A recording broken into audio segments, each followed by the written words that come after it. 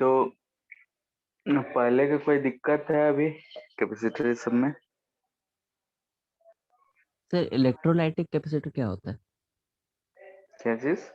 Electrolytic capacitor. जैसे कि उसमें जो डाइलेक्ट्रिक भरा जाता है इलेक्ट्रोलाइट रहता है।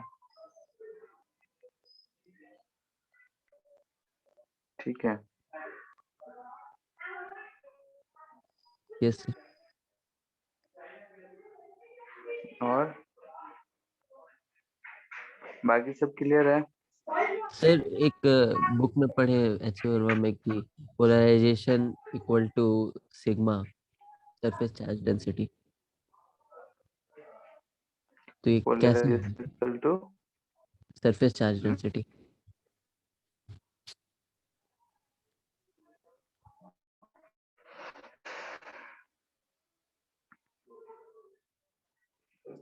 कहाँ पे है? क्या चीज बोले? Polarization equal to surface charge density. एक मिनट सर, पेज नंबर बताना। और जैसे इलेक्ट्रोलाइटिक वाला है तो उसमें इलेक्ट्रोलाइट यूज होता है और जो कैथोड मतलब प्लेट्स यूज होते हैं उसमें, इस वजह से सब बोलते हैं हम लोग ऑक्साइड प्लेट्स हम लोग यूज करते हैं। ठीक है, उसके कंस्ट्रक्शन के ऊपर ही नाम पड़ा है। तो पेज नंबर 151 पे डाई इलेक्ट्रिक वाले। एक minute.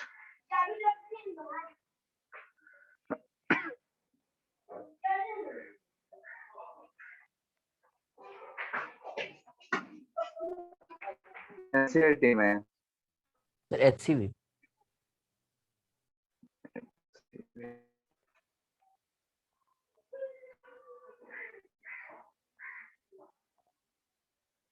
Page number 151। Yes.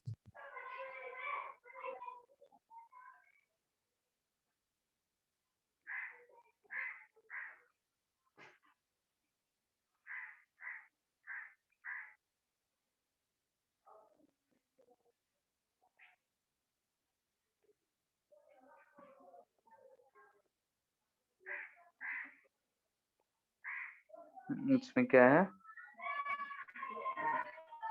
Sir polarisation निकाला है इससे जिसमें पहले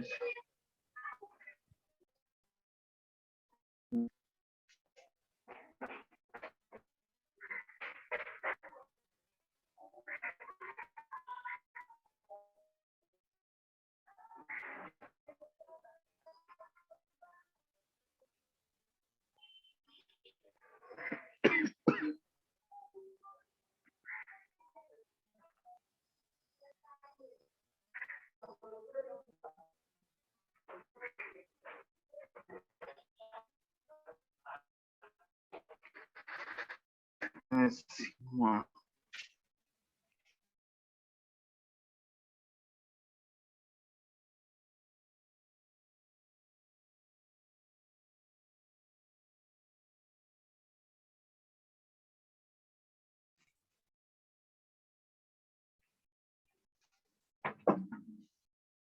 हेलो।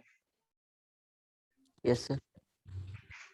ठीक है, ये भी जैसे कि यहाँ पे है कि रिप्रेजेंट कर रहा है कि पोलराइजेशन जो है बोल रहा है कि dipole moment per unit volume में।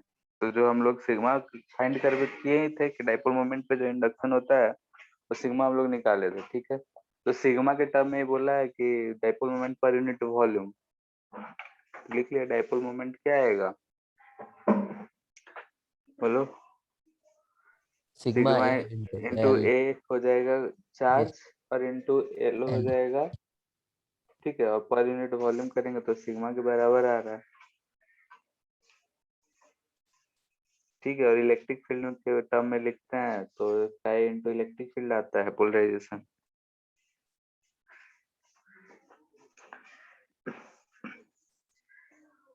सर ये फॉर्मूला हमेशा सही रहेगा कि polarization is equal to dipole moment by volume. हाँ, ये वाला तो है ही। ठीक ठीक है, मैग्नीट्यूड को बताता है। इसमें बोला भी है कि ये जो रिजल्ट है रेक्टेंगुलर के लिए आया है, लेकिन सबके लिए वैलिड है।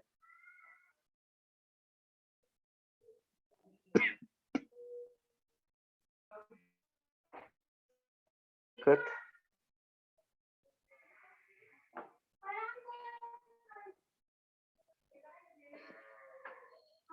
हेलो। Yes sir. और कोई दिक्कत किसी को नो। नहीं है? ठीक है फिर। ठीक है, तो हम लोग देख रहे थे कि अगर हमारे पास कैपेसिटर दे रखा है डिफरेंट डिफरेंट कनेक्शंस में, तो हम लोग उसका इक्विवेलेंट कैपेसिटेंस कैसे निकाल सकते हैं अगर डाइलेक्ट्रिक फील्ड है तो। ठीक है, तो कुछ क्वेश्चंस किए थे हम लोग, उसी में और भी वेराइटीज देखते हैं। एक दो बच गया है। जैसे कि अगर हमें मान ले कि ऐसा दे रखा है, इसमें इस तरीके का फिलिंग कर दिया। ठीक है, ये K1, ये K2, इधर मान लेते हैं ये K3 है। ठीक है, इसके लिए हमें बोल रहा है एरिया A/2 ही लेते हैं। A/2, इधर भी A/2, ये डिस्टेंस D/2, ये भी डिस्टेंस D/2 ही ले रहे हैं। बाकी किसी भी रेशियो में दे सकता है कि कितना डिस्टेंस है क्या है। इसका C इक्विवेलेंट कितना होगा बताओ। इसे कैसे तोड़ सकते हैं ये पहले बताओ। सारे सर तीनों के तीनों K1 और सीरीज। K2 वाला सीरीज में है, और उसका जो इक्विवेलेंट आएगा वो K3 के साथ पैरेलल। इससे पहले यही हो जाएगा। इसे C1, इसे C2, इधर C3 बोल सकते हैं। ठीक है, C1 का वैल्यू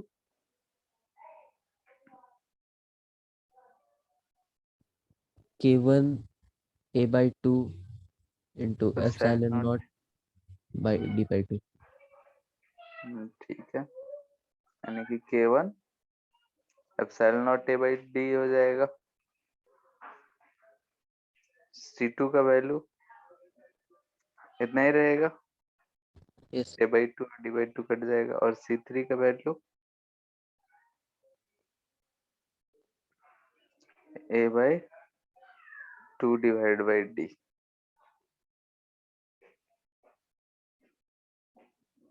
ठीक है, अब तीन कैपेसिटर दे रखे हैं, दो सीरीज में एक पैरेलल में, तो हम लोग फाइंड कर सकते हैं।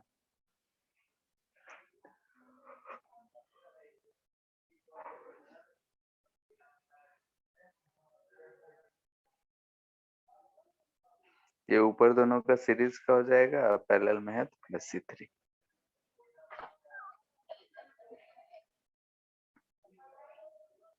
हो जाएगा सॉल्व। यस। ठीक, मैं भी हो सकता है कि ऐसा दे दे।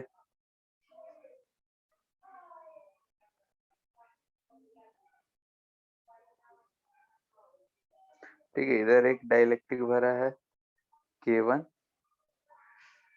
एक ऊपर भरा हुआ है K2, और एक नीचे भरा हुआ है K3। ठीक है, फिर से वही डायमेंशन हम ले रहे हैं A/2, A/2, ये D/2, ये भी D/2। इसका कनेक्शन कैसा होगा ये बता दो, बाकी सब तो तुम लोग लिख ही लोगे। सर K1 के साथ सीरीज में है K2 और K3, और K2 और K3 पैरेलल। ऐसा। यस। और किसी का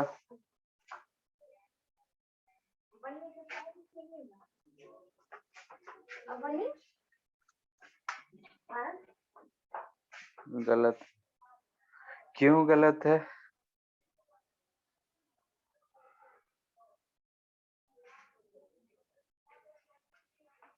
बोलेगा कोई क्यों गलत है ये? और ये गलत है तो सही कैसे बनाएंगे? पहला नजर में सबको यही दिखता है, और बहुत लोग यही चीज करके आएंगे भी। ठीक है, अगर 100 बच्चे में है तो 100 में 90-95 लोग यही चीज करेंगे, लेकिन ये स्टेटमेंट गलत है। स्टेटमेंट बोल रहे हैं ये फिगर जो है, कनेक्शन जो है ये गलत है। क्यों गलत है, सोचो थोड़ा बहुत। पैरेलल होने के लिए क्या कंडीशन रिक्वायर्ड है बताओ? सेम पोटेंशियल क्या होना चाहिए, सेम। दोनों जो कैपेसिटर्स है उसके क्रॉस पोटेंशियल क्या होना चाहिए, सेम, यही होना चाहिए। यानी कि इस फिगर में हम देख रहे हैं, तो यहाँ पे अगर हम ए पॉइंट बोले और यहाँ पे पॉइंट बी बोले, तो C2 के क्रॉस भी ए बी होना चाहिए और C3 के क्रॉस भी ए बी होना चाहिए। क्लियर है सबको? अब जैसे यहाँ पे देखो ध्यान से, तो इधर यानी कि हम लोग ऐसा देख रहे हैं, एक फिगर और बनाते हैं समझने के लिए। यहाँ पे ऐसा है, ठीक है। अगर हम ऐसा बैटरी कनेक्ट किए भी होंगे, तो यहाँ से यहाँ तक पोटेंशियल जो है, इधर की तरफ इलेक्ट्रिक फील्ड E अगर E1 लग रहा है, तो भी जो लिखेंगे E1 इंटू डी लिखेंगे, कोई बात नहीं, कोई दिक्कत नहीं। यहाँ से यहाँ तक है, तो यहाँ का पोटेंशियल भी है, तो यहाँ का कुछ पोटेंशियल भी डैश होगा। लेकिन यहाँ पे अब ऊपर नीचे की बात हो रही है, इधर का पोटेंशियल तो 0 है। ऊपर इलेक्ट्रिक फील्ड E2 लग रहा होगा, नीचे इलेक्ट्रिक फील्ड E3 लग रहा होगा। डिस्टेंस सेम है, तो ऊपर यहाँ पे ये जो ड्रॉप है, ये पोटेंशियल ड्रॉप और ये पोटेंशियल ड्रॉप दोनों सेम होगा या डिफरेंट होगा बताओ? इलेक्ट्रिक फील्ड तो अलग अलग है, डिफरेंट होगा सर। डिफरेंट होगा। यानी कि यहाँ पे अगर हम डेल्टा V1 बोलते हैं और यहाँ पे डेल्टा V2 बोलते हैं, ये दोनों आपस में क्या होंगे, बराबर नहीं होंगे। Delta V equal to E into d होता है। डी सेम है, इलेक्ट्रिक फील्ड डिफरेंट है, तो delta V1 is not equal to delta V2 है। जब ऐसा है तो हम लोग दोनों को पैरेलल बोल सकते हैं क्या? नहीं बोल सकते हैं। नहीं। यानी कि यहाँ पे इस इस पोटेंशियल से, यानी कि इस प्लेट से इस प्लेट तक आने में जो पोटेंशियल ड्रॉप है, कुछ इस वाले लाइन पे अनसिमिलर रहा होगा। यानी कि यहाँ पे कुछ और है, यहाँ पे कुछ और है, तो ये कनेक्शन हम लोग नहीं कर सकते हैं। तो क्या करते हैं ऐसे सिचुएशन में, हम लोग यहाँ से एक और लाइन खींच देते हैं। ऊपर और नीचे ये दोनों तो होंगे आपस में, ठीक है, और उसको हम लोग कैसे ड्रॉ कर लेते हैं, ऐसे। ऊपर वाला 2 हो गया, नीचे भी 2 हो गया, ठीक है। ये था C2, ये था C3, ये C1 डैश बोल रहे हैं, ये भी C1 डैश। C1 को ही हमने 2 पार्ट में तोड़ लिया, तो अब हमें दिख रहा है कि C2 C3 के क्रॉस पोटेंशियल सेम नहीं है, लेकिन इन 2 प्लेट्स यानी कि दोनों प्लेट्स यहाँ कनेक्टेड था, उनके क्रॉस पोटेंशियल हम ऊपर से देखे या नीचे से देखे सेम आएगा। क्लियर है? C1 डैश लिखना होगा तो क्या लिखेंगे, एप्सिलॉन नॉट है K1 epsilon not A/2 D/2, यानी कि एप्सिलॉन नॉट A/D लिख सकते हैं, बोलो।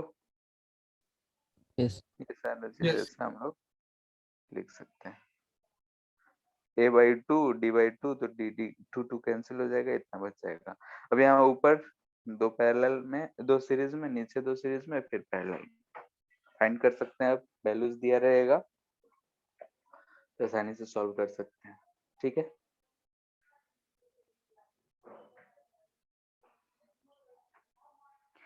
कोई दिक्कत है यहाँ पे? नो। ठीक। ये सारे थे जो हम लोग देखे कि इसमें जो डाइलेक्ट्रिक था कांस्टेंट था। कभी कभी हो सकता है कि जो हमारा डाइलेक्ट्रिक को वेरिएबल देते, ठीक है। जैसे कि हो सकता है कि जो डाइलेक्ट्रिक है वो लेंथ के साथ या एरिया के साथ वेरिएबल दे दे। जैसे एग्जांपल हम ले रहे हैं, यहाँ पे हमारे पास ये प्लेट है, ठीक है। ये अपर प्लेट है, लोअर प्लेट जो है इस पे नीचे सरफेस पे ऐसे रखा हुआ है। इन दोनों के बीच में ऐसा डाइलेक्ट्रिक भरा है, ठीक है।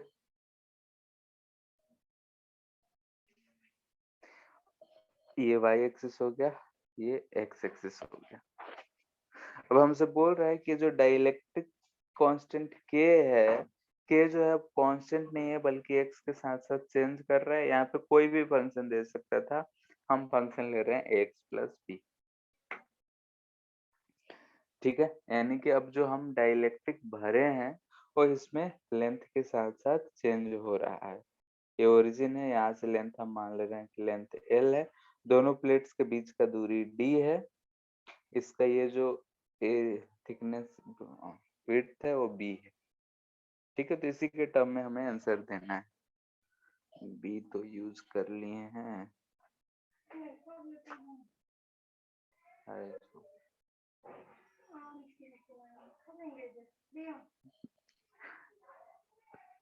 ठीक है, इसको हम C ले लेते हैं, B यूज कर लिए हैं।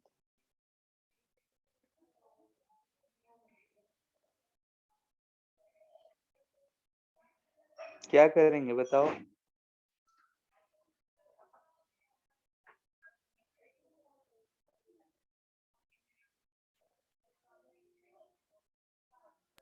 सर इंटीग्रेट करें। ठीक है, एलिमेंट कैसा लेंगे? ये वेरिएबल x में है, यस तो x में ही लेंगे।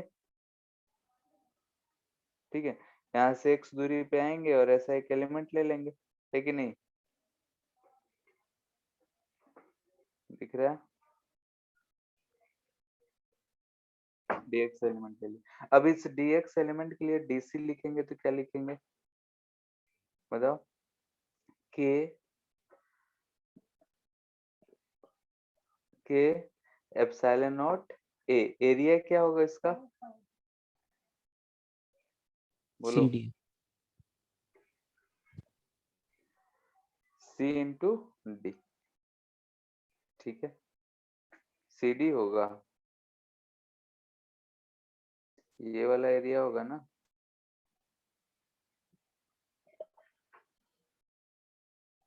सी, जैसे अगर हम इस प्लेट के लिए लिख रहे हैं तो क्या एरिया लेंगे हम लोग?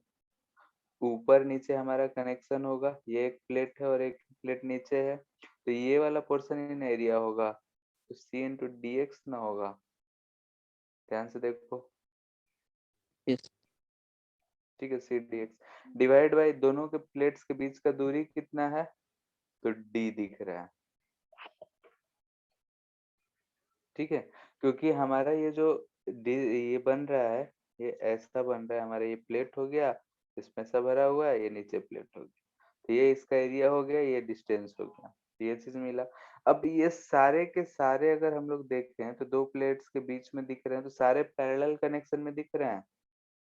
ये छोटा छोटा एलिमेंट अगर लेंगे तो सब पैरेलल में हमें दिख रहा है। Yes sir. ठीक है, ए बी कांस्टेंट है, सारा पैरेलल है, तो जोड़ने के लिए क्या करते हैं हम लोग? इंटीग्रेशन। तो ये कहाँ से कहाँ तक इंटीग्रेट करेंगे?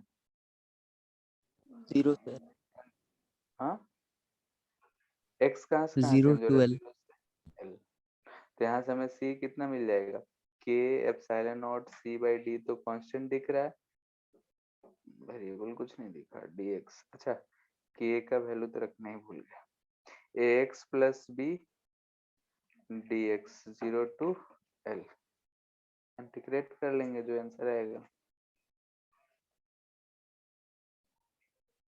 करो इंटीग्रेशन।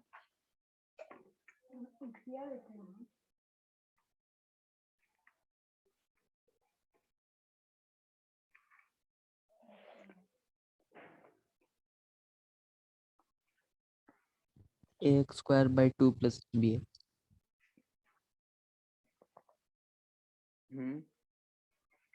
लिमिट रख देंगे तो l square by 2 plus b l हो जाएगा। यस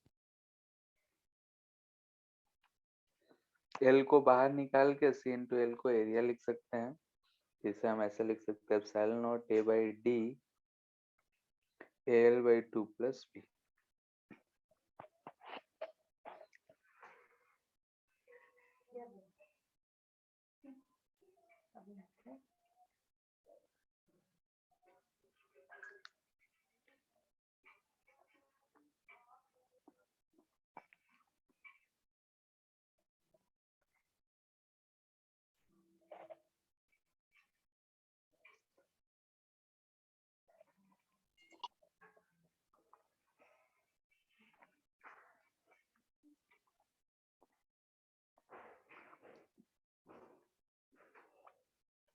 ठीक है। अब अगर मान लेते हैं कि यहाँ पे k जो है y के साथ वेरिएबल दे दे, ay प्लस b दे रखा है, तो इस केस में कैसे सॉल्व करेंगे? जल्दी फाइंड करो।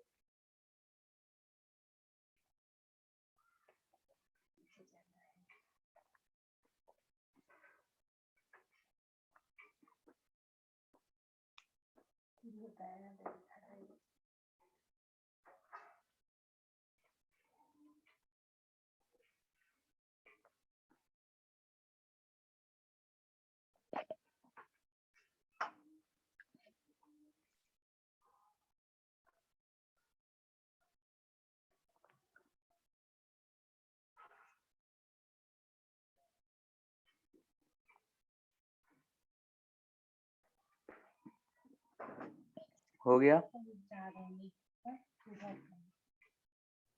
कर रहे हैं।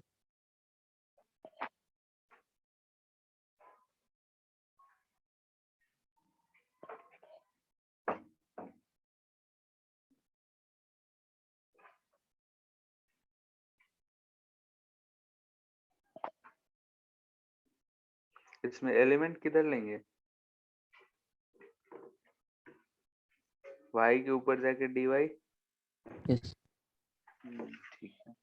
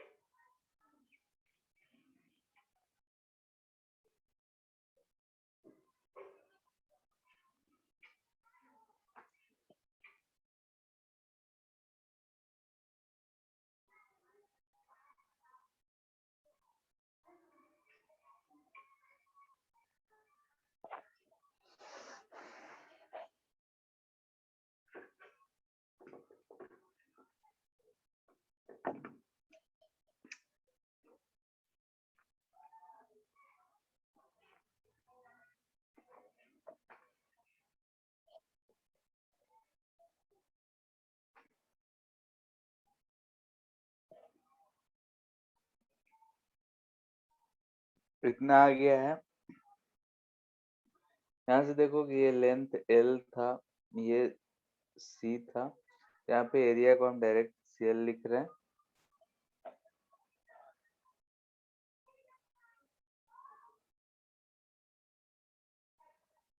अब क्या करोगे बताओ? इसके बाद कर क्या रहे हो?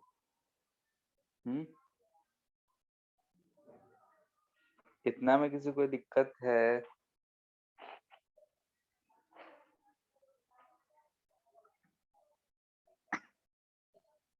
बोलो।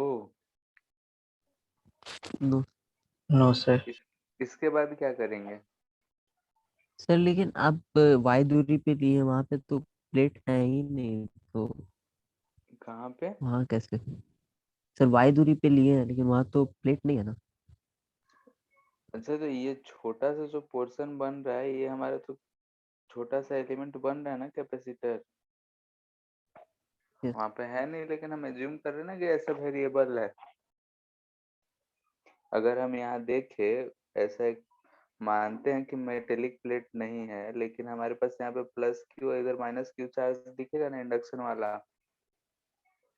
यस हम्म तो फॉर्म कर ही रहा है। तो हम अगर इसके लिए लिखेंगे तो उसका लेंथ कितना हो रहा है? वाई। एरिया यही रह रहा है, तो k epsilon naught a by d y लिखेंगे। यानी कि के है ए वाई प्लस बी था, तो a y plus b epsilon naught a by d y. अब नीचे है तो इसका इंटीग्रेशन कैसे करें? ना सोचना है नहीं। ये सारे के सारे किस में दिख रहे हैं बताओ? ऐसा हम डीवाई एलिमेंट के छोटे छोटे अगर हम लेते जाते हैं, इधर से इधर जा रहे हैं, सारे सीरीज में दिख रहा है क्या? यस देखो ध्यान से, all elements will be in series. Series में दिख रहे होंगे। अगर सीरीज में दिख रहा होगा तो 1/c इक्विवेलेंट हम लोग फाइंड करते हैं, यानी कि 1/dc का जो इंटीग्रेशन आएगा ये आएगा। और यहाँ से अगर रखेंगे तो epsilon naught a 1/ay plus b dy आएगा, ये आएगा।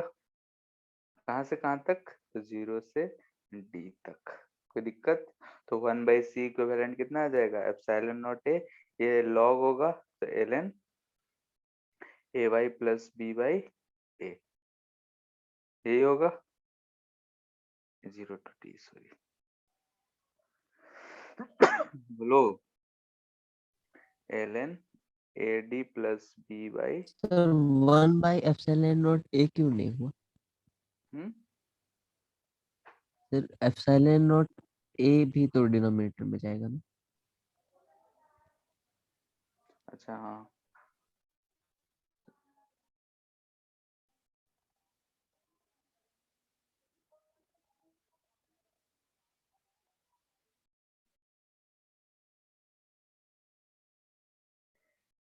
कैसे जा रहा है? ए यहाँ पे रह जा रहा है एक, तो ए आएगा।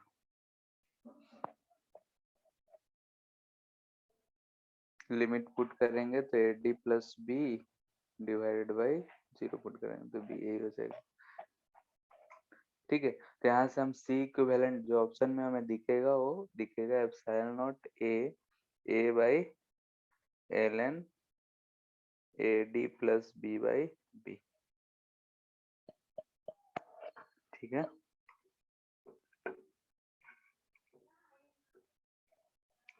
यस।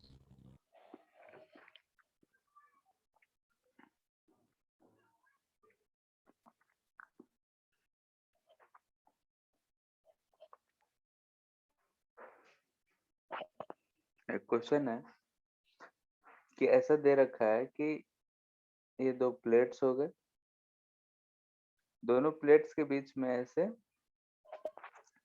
भरा हुआ है मीडियम। इधर बोल रहा है K1 है, इधर बोल रहा है K2 है, और ये बोल रहा है कि इधर एयर ही है। ठीक है, इसे किसी बैटरी भी से कनेक्ट कर रखे हैं और सबका डिस्टेंस ये T1, ये T2 थिकनेस, ये T3 थिकनेस, एरिया सबका सेम है। कह रहा है K1 जो है ग्रेटर देन K2 है। देन ड्रॉ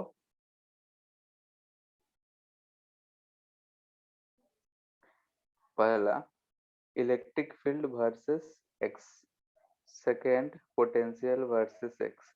यानी कि हम यहाँ से जी शुरू कर रहे हैं, इधर की तरफ एक्स वेरिएशन है, हम प्लेट ए से प्लेट बी की तरफ जा रहे हैं, तो इलेक्ट्रिक फील्ड कैसे वेरी कर रहा है एंड पोटेंशियल कैसे वेरी कर रहा है ये पता करना है। क्लियर है?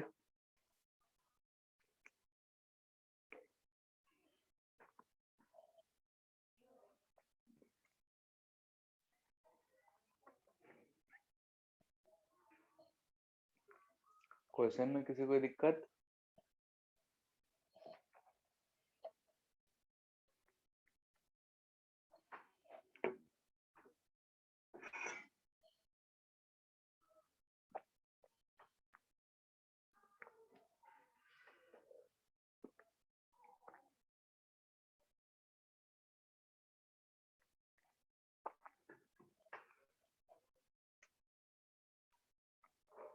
क्वेश्चन सबको समझ आया? यस। ठीक है, तो कैसा आ रहा है बताओ वेरिएशन?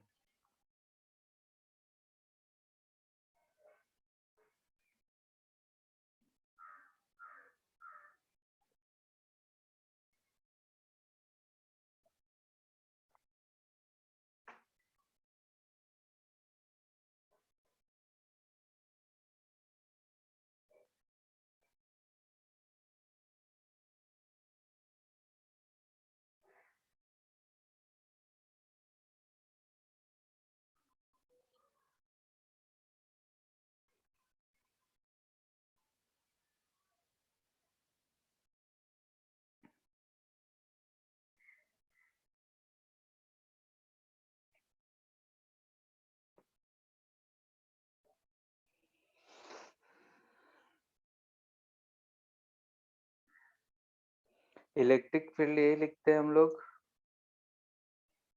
यस इलेक्ट्रिक फील्ड तो हमें मिल गया। ई नॉट जो है इलेक्ट्रिक फील्ड इन एयर है, सिग्मा बाय एप्सिलॉन नॉट।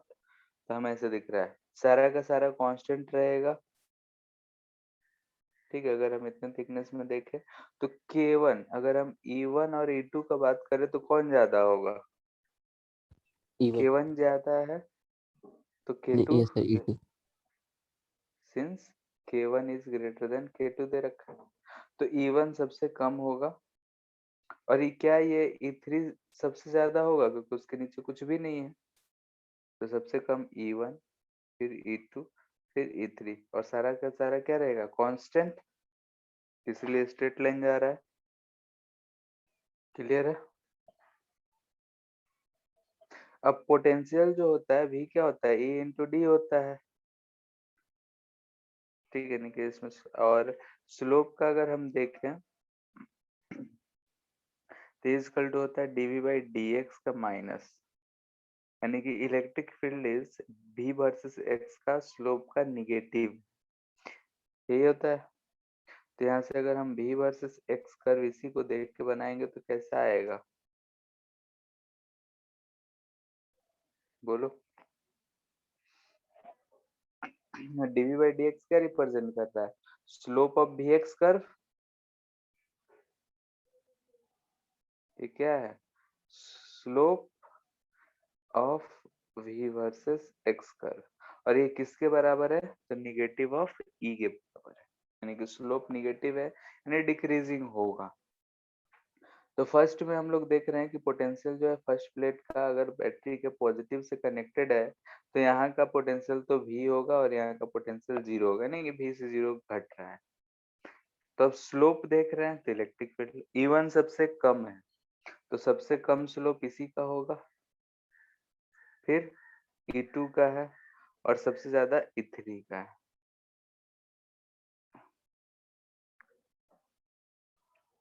तो इसका स्लोप कम, इसका ज्यादा, और सबसे ज्यादा इसका, बराबर लग रहा है ना?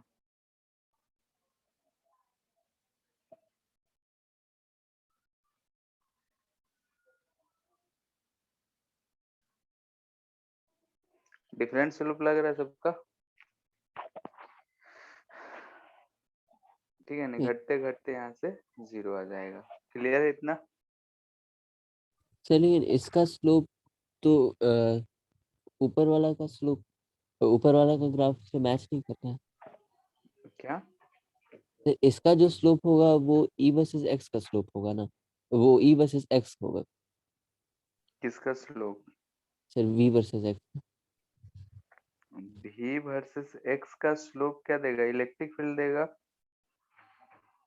यस सर ठीक है, तो यहाँ से जो इलेक्ट्रिक फील्ड का स्लोप का निगेटिव आएगा, यानी कि यहाँ पे E1 का वैल्यू दे रहा है, यहाँ E2 का, ये E3 का, यानी कि इसका स्लोप क्या होना चाहिए? सबसे कम स्लोप। अगर इसे हम फर्स्ट बोलते हैं, सेकंड, थर्ड, तो स्लोप क्या होना चाहिए?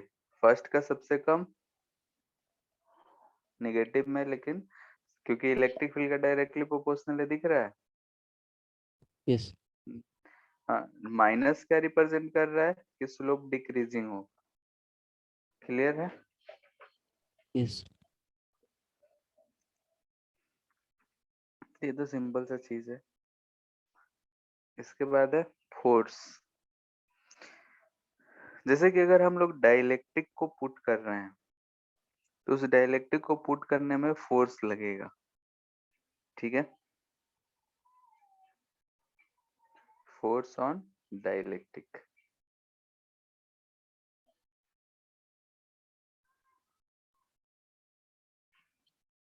Wire putting inside conductor.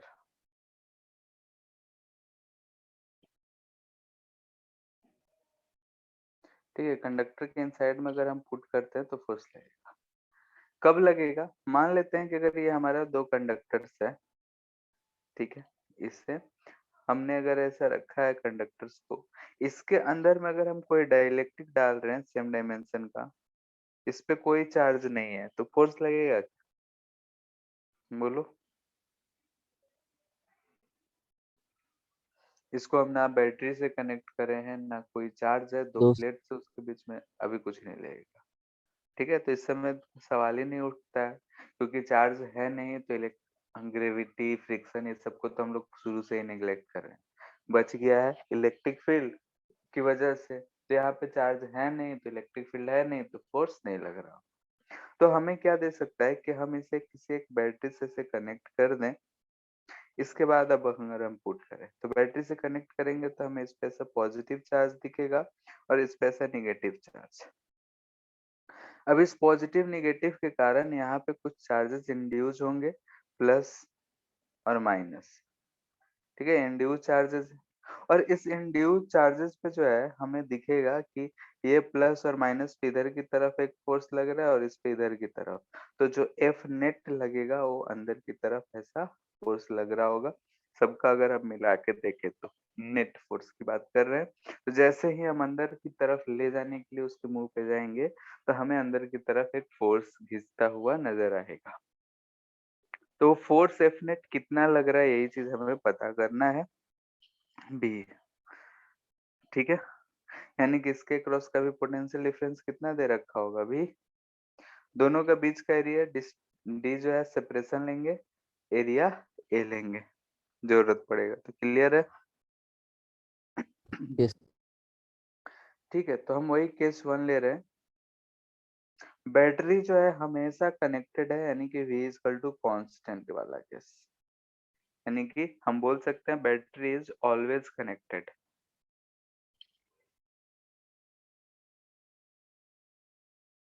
Battery को हम डिस्कनेक्ट नहीं कर रहे हैं, तो ऐसे केस में जो हमारा कैपेसिटर है उसके क्रॉस पोटेंशियल हमेशा भी बरकरार रहेगा, भी चेंज नहीं हो रहा है। तो इस केस में क्या होगा, ठीक है, तो हम क्या देखते हैं इसमें, ये हमारा प्लेट हो गया। ठीक है, हम मान लेते हैं कि ऐसा आधा इन कर चुके हैं, यानी कुछ पोर्शन हम इन कर दिए हैं। ये लेंथ इसका L है, इसमें से हमने x पोर्शन इन कर दिया है, तो लेफ्ट कितना हुआ L माइनस एक्स। ठीक है, ऐसा है। अब यहाँ पे सवाल ये उठता है कि हम ये फोर्स फाइंड कैसे करें। तो हमें यहाँ पे कंफ्यूजन तो दिख रहा है कि भाई उस समय इस पे चार्ज कितना, चार्ज से फिर इंड्यूस चार्ज कितना, फिर दोनों चार्जेस के बीच में इंटरेक्शन से फोर्स कितना, बहुत मुश्किल वाला था। तो हम लोग इसमें एनर्जी मेथड यूज करते हैं कि आखिर हम इसे पुट करे हैं तो कितना एनर्जी स्टोर हुआ है। और हमें बचपन में पढ़े हैं कि फोर्स जो होता है अगर इलेक्ट्रोस्टैटिक या कंजर्वेटिव फील्ड के कारण होता है तो फोर्स को हम लोग minus due by d x लिख सकते हैं। तो यहीं से हम लोग एनर्जी अगर पता कर ले तो हमारा काम हो जाएगा। तो एनर्जी पता करने के लिए हम कैपेसिटेंस पता करेंगे। तो एट मोमेंट अगर हमें दिख रहा है कि ऐसा सिचुएशन है किसी भी टाइम टी पे, तो हमें यहाँ पे दिख रहा है कि इसका कैपेसिटेंस C1 है, इसका कैपेसिटेंस C2 है, इसका डाइलेक्ट्रिक कांस्टेंट K। तो C1 हम देख रहे हैं तो एयर वाला है, तो एप्सिलॉन नॉट एरिया। एरिया क्या हो जाएगा बताओ। हम ऐसा प्लेट ले रहे हैं, इसका ये लेंथ B ले रहे हैं, ठीक है, लेंथ L है। एरिया क्या हो जाएगा L B minus into x L minus x divided by distance तो D ही है। C2 कितना हो जाएगा BX। दोनों आपस में पैरेलल दिख रहे हैं क्या। यस तो C इक्विवेलेंट हम लोग यहाँ से लिख सकते हैं epsilon not B by D, तो हमको कॉमन दिख रहा है तो यहाँ पे क्या आएगा L minus x plus k x. ठीक है, तो ये हमें दिख गया भाई ऐसा C इक्विवेलेंट आ गया है x के टर्म में। तो C इक्विवेलेंट आ गया, तो C इक्विवेलेंट आ गया तो हम लोग को एनर्जी लिख सकते हैं। This implies that energy is stored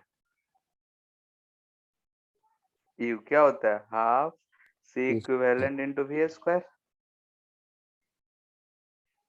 B by D L minus x plus k x into we not का स्क्वायर। हम वी नॉट कर देते हैं इसको, ठीक है। दिस इम्प्लाइज दैट कि फोर्स क्या होगा, मैग्नीट्यूड फाइंड करना चाहते हैं तो D by d x find कर सकते हैं। यहाँ पे हमें दिख रहा है half epsilon naught b v naught square by d, तो कांस्टेंट है, अंदर जाएंगे तो k माइनस 1 दिख रहा है। दिख रहा है क्या, 2d k माइनस 1, यही हमारा फोर्स दिख रहा है।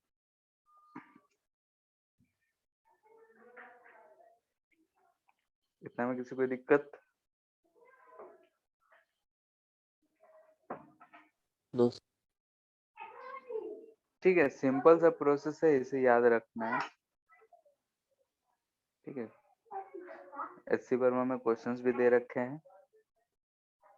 केस 2, केस 2 का ज्यादा जरूरत हमें नहीं पड़ेगा, लेकिन फिर भी Q is equal to constant.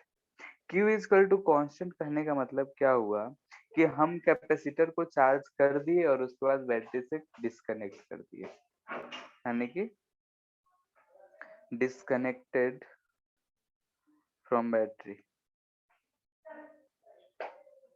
ठीक है। बैटरी से डिस्कनेक्ट कर दिए आफ्टर चार्जिंग, ठीक है। चार्ज करने के बाद हम इसे डिस्कनेक्ट कर दिए तो Q कांस्टेंट रहेगा। उस केस में क्या होगा, ठीक है। इस पे चार्ज प्लस Q है मान लेते हैं, इस पे चार्ज माइनस Q है।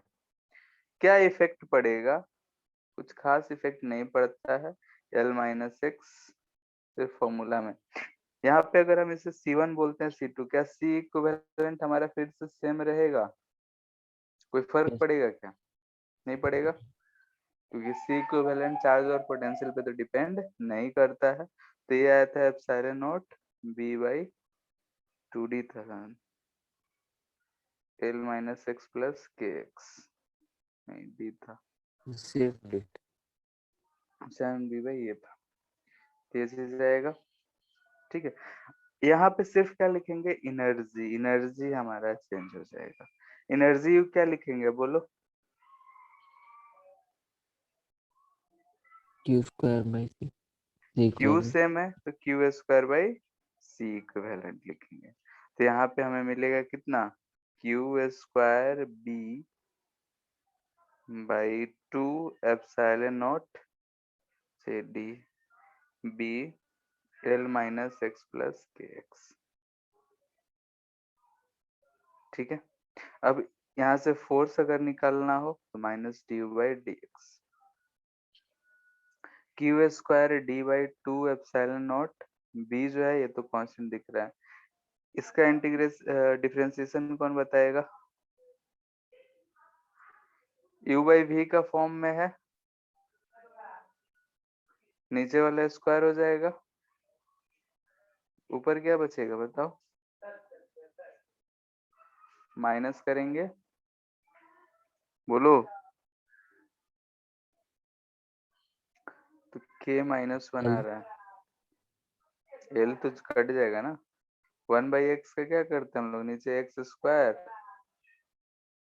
ऊपर माइनस उनका 0 एक्स का 1, u बाई वी का क्या लिखते हो, v square v u dash minus u dash भी लिखते हैं हम लोग, v u dash, yes sir. तो वही चीज हम कर रहे हैं यहाँ पे, तो ये चीज आ रहा है, ठीक है। इसीलिए इसका इम्पोर्टेंस कम है। इम्पोर्टेंस क्या कम है कि मतलब हमारे लिए जो वैल्यू आ रहा है ये एक्स पे वेरिएबल आ रहा है, ऊपर वाला एक्स पे वेरिएबल नहीं था। पोटेंशियल जब सेम है तो फोर्स कांस्टेंट लग रहा है, तो हमारे लिए जो कैलकुलेशंस के लिए है तो वही ज्यादा यूज होता है, इसको यूज नहीं करते हैं, ठीक है। पहले पूछा जाता था क्योंकि इसमें कैलकुलेशन ज्यादा है, लंबा जाएगा, अब उतने लंबे लंबे क्वेश्चंस आते नहीं है, इसलिए अब पूछे जाते नहीं है। इतना बात में किसी को दिक्कत?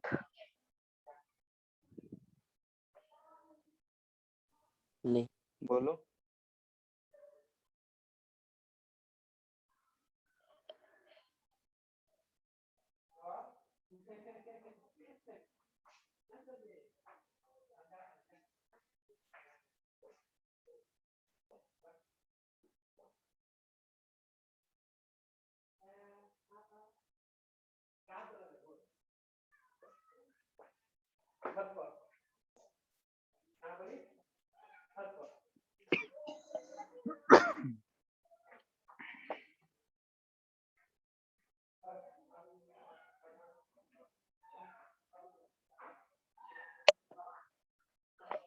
ठीक है, हमें ऐसे दो दे रखा है कि दो कैपेसिटर है, उसमें से जो हम लोग डाइलेक्ट्रिक पुट कर रहे हैं, तो ऐसा डाइलेक्ट्रिक पुट करा गया है।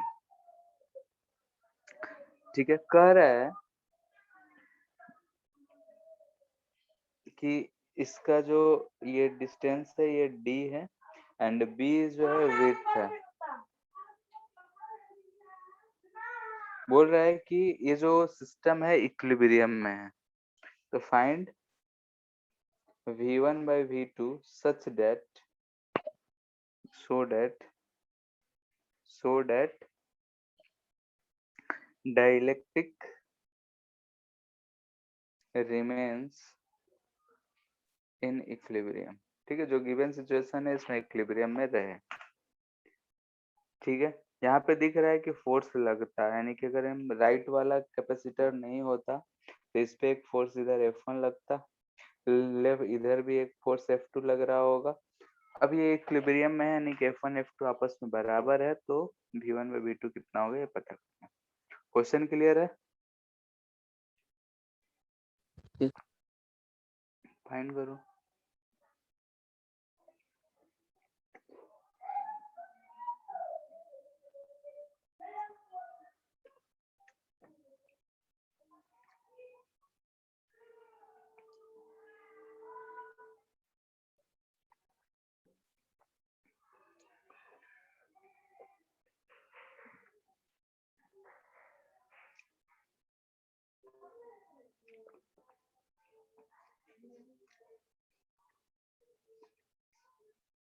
Sir, under root k2 minus 1 by k1 minus 1. ठीक है, यहाँ दोनों तरफ पोटेंशियल कांस्टेंट दे रहा है, तो हम लोग जानते हैं एट कांस्टेंट पोटेंशियल फोर्स जो होता है वो कितना होता है, बोलो? Epsilon naught b Epsilon v naught naught b square by v naught square by 2d into ये k होता minus है। 1. यहाँ बी वी नॉट 2d सारा कांस्टेंट है, यहाँ दिख रहा है f is directly proportional to k minus 1 है। बस काम हो गया हमारा। यहाँ पे दिख रहा है कि इक्विलिब्रियम में है, तो इक्विलिब्रियम में होने के लिए F1 जो होता है F2 के बराबर है इनटू वी नॉट स्क्वायर। तो दोनों बराबर है, तो यहाँ से हम बोल सकते हैं कि k1 माइनस 1 इंटू v1 का square equal to k2 minus 1 into v2 का स्क्वायर। तो v1 बाई v2 जो हो जाएगा ये under root k2 minus 1 by k1 minus 1। किसी को दिक्कत?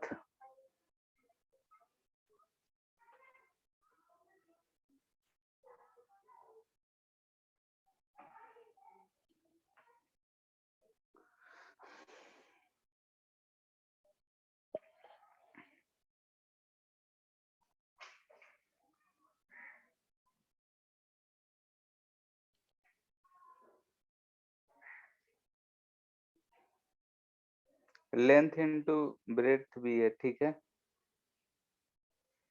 यहाँ पे बोल रहा है एक डाइलेक्ट्रिक है के है, ये इससे स्प्रिंग से अटैच्ड है। अच्छा ये भी के, इसको के डैश बोल देते हैं। हमसे पूछ रहा है कि if dielectric is in equilibrium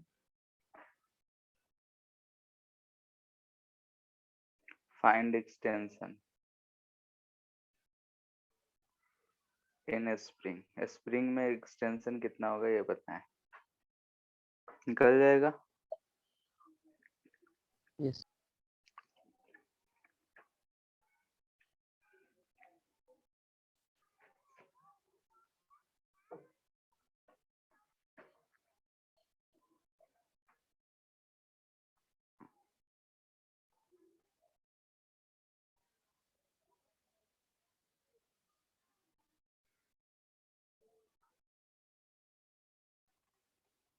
answer दिख रहा है?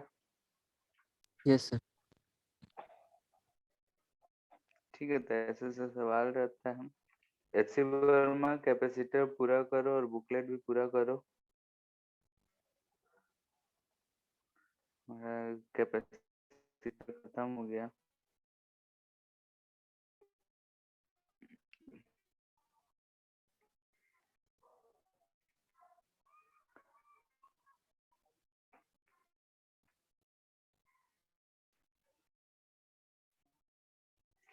एच सी वर्मा रखे हो क्या पास में?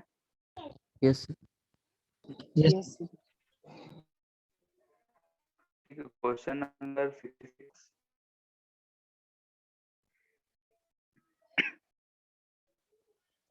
कैपेसिटर का क्वेश्चन नंबर 66 देखो तो,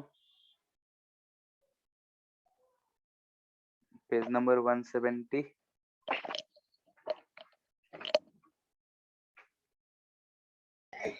यस सर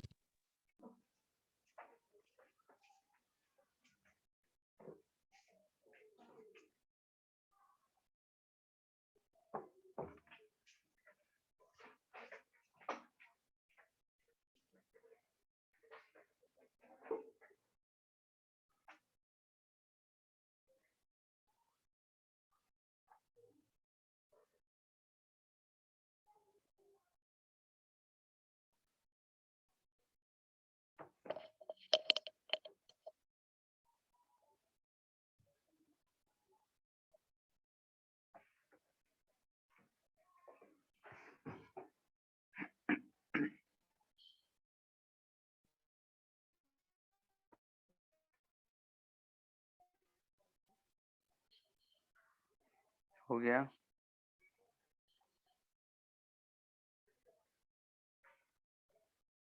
यस सर तो ये तो सेम वैसा ही हाँ, उसी टाइप का क्वेश्चन ही रहता। फॉर्मूला याद है सारा, देखो लाइन से। ठीक है, फोर्स पता है, mg पता है, उसके बाद अपना क्या करना है? वो जो हम लोग बचपन में किया करते थे मैकेनिक्स में, वही काम करना है। ये तो इक्विलिब्रियम ही दे दिया है। ठीक है, एक्सेलरेशन का तो नौबत ही नहीं है, mg के बराबर लिख देना है।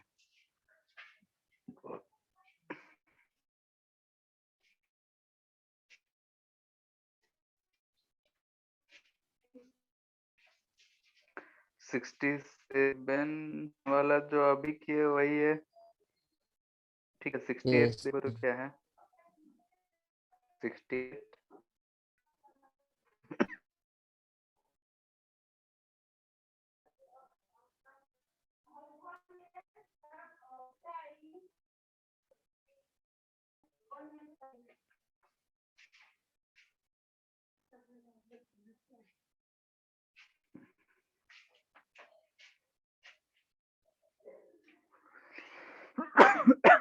हो जाएगा, बता दें।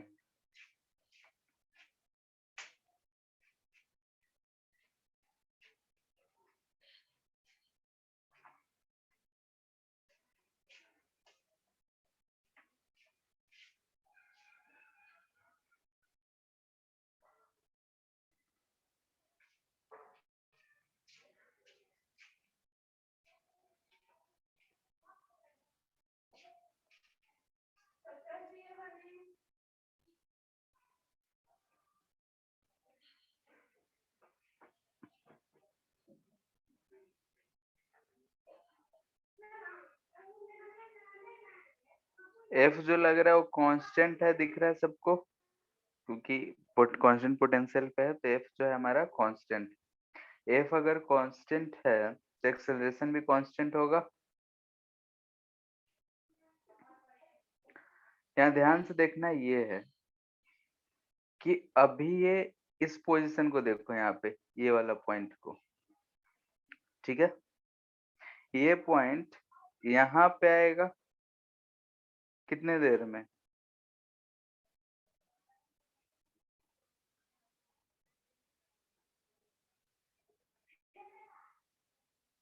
हेलो, यस इसको कैसे सॉल्व करेंगे? क्वेश्चन पढ़ लिए हो सब 68 नंबर? यस सर ठीक है, तो यहाँ देखो ध्यान से कि अगर ये पूरा फिल्ड हो जाता तो ये हमारा इक्विलिब्रियम पोजीशन होता, यस होता इक्विलिब्रियम पोजीशन जैसा हम लोग पहले करते थे वही कर रहे हैं। हम बाकी प्लेट को छोड़ देते हैं, हम इस पॉइंट को देखते हैं। ये पॉइंट हमारा यहाँ है, इस पे कांस्टेंट फोर्स लग रहा है, यहाँ एक्सेलरेशन लगेगा, ये यहाँ से यहाँ चल के आएगा, चलते चलते यहाँ मेन पोजीशन पे आएगा।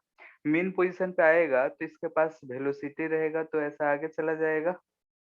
आगे यहाँ मैक्सिमम कितना दूर जाएगा? तो ये जितना इसका एम्पलीट्यूड है, अगर ए चल के आया है तो ए आगे जाएगा, फिर यहाँ से घूम के आएगा यहाँ, और यहाँ से यहाँ तक आएगा। यही चीज हो रहा है, यस दिख रहा है। इस पॉइंट ए को अगर हम कंसीडर कर रहे हैं तो पी को,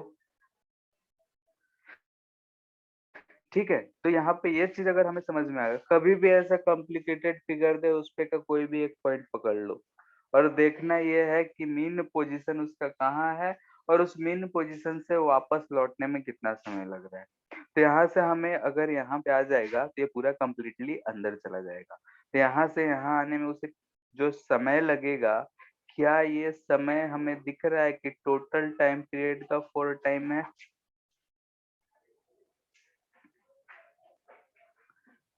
दिख रहा है सबको पी से हो जाने में? दिख रहा है? अगर हम यहाँ से इस डिस्टेंस की बात कर रहे हैं, जो हम बोल रहे हैं इस पॉइंट से, यानी कम्प्लीटली ये t/4 है, तो जब ये चीज हमें मिल गया तो डिस्टेंस कितना है? l माइनस ए, ठीक है, l माइनस ए ये डिस्टेंस है। और हम क्या लिखेंगे?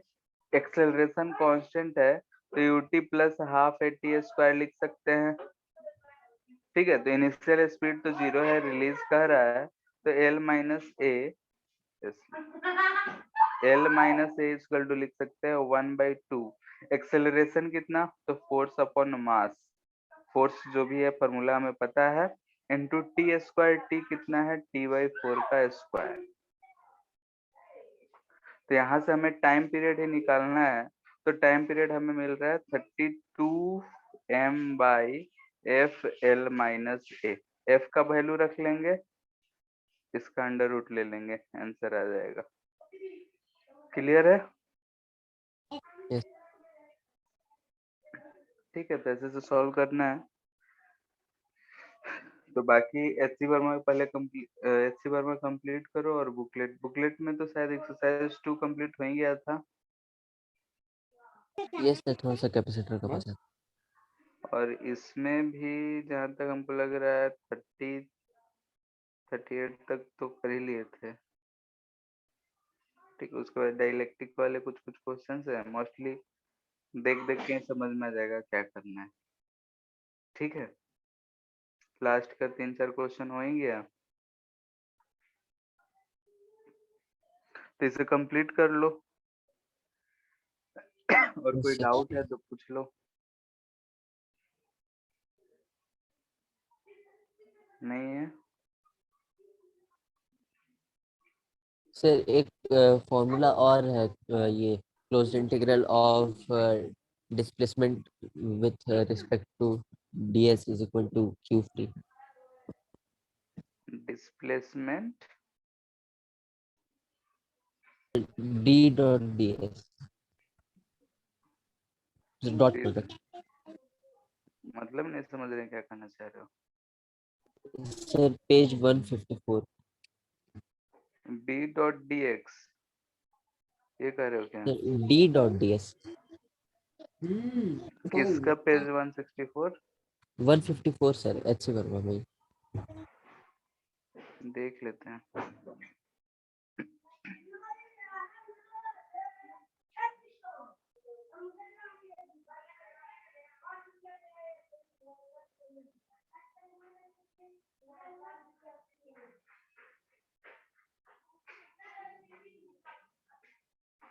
ये डिस्प्लेसमेंट वेक्टर के लिए बोल रहा है, ठीक है। ये वाला चीज हम लोग इलेक्ट्रोमैग्नेटिक वेव में ज्यादा डिस्कस करते हैं, डिस्प्लेसमेंट करंट। अच्छा नहीं, ये दूसरा कुछ है।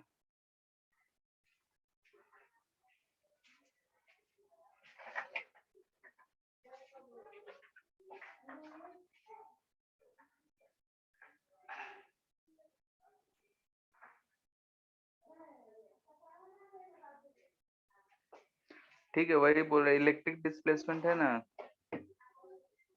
Yes sir. हेलो, यस ठीक सर। है, तो इससे हम लोग ज्यादा डिस्कस करते हैं इलेक्ट्रोमैग्नेटिक वेव में। इलेक्ट्रिक करंट को इसी से रिप्रेजेंट करते हैं।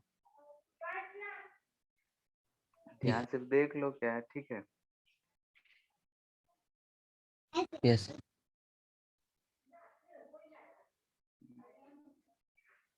ठीक है, फिर